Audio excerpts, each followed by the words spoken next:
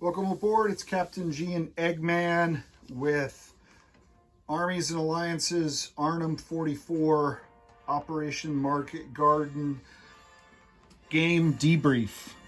So, when last we met, it was with the turn 8 summary.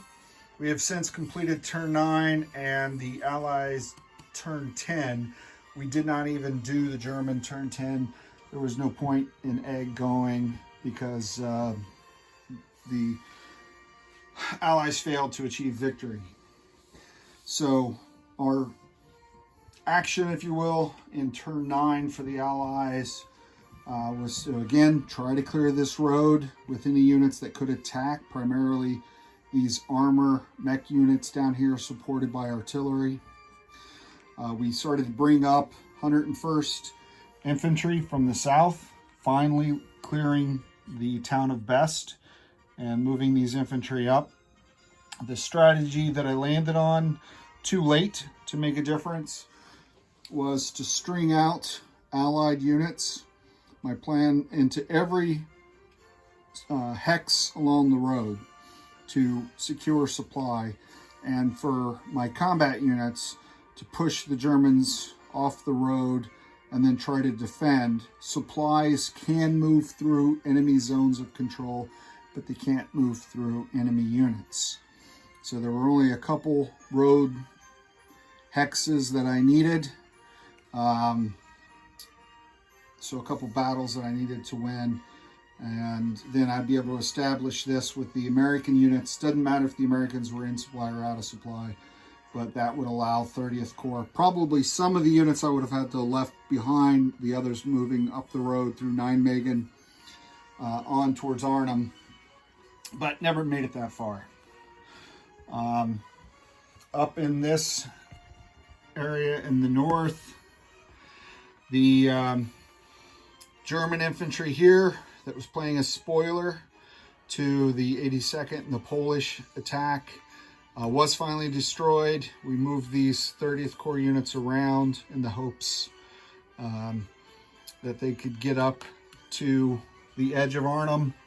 The Germans had pulled back, I think you saw on either 7 or 8, their main armor in the hopes of, and they eventually did, on turn 9, capture the 1st Airborne's drop zone.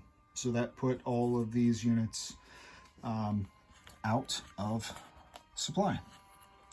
So they had limited movement. They could not conduct offensive combat operations, but they could defend. I put in artillery in each one so they could sort of support one another. But in talking to Egg post-game, his plan was to swing his armor and his troops around anyway, because these could not attack. This guy alone could block the road, and there's nothing the Brits could do, and ward off any Poles, because he knew only the Poles would be in supply at this point, supported by artillery that could reach. Certainly not British, because the drop zone couldn't resupply them. But none of these 30th Corps units could attack, and the Germans could hold that river. It's all they needed to do up in the north. So for air operations at the end, Egg had a really cool card that gave him a night bomber. I think he drew late, either turn 8 that he didn't use or turn 9 when he used it. It allowed him to attack any territory, including cities, without penalty, not subject to anti-air. And it gave him a boost in the attack. So that was pretty exciting. It was new, something we had not seen before in the game. Really liked the mechanics of the random cards. They gave you enough for your starting hand, 2 per turn for 10 turns, and then 1 extra card. So there would always be 1 card randomly that would never even get into play. And each side had more cards than they could use in the game. Because they gave you 2 every turn and you started out with 5. But there were times when neither of us had a card that would work. You know, we drew late cards that would have helped us early based on what we were doing, but So they just kind of sat in the hand. So these attacks here, you see a big mix of out of supply and in supply units.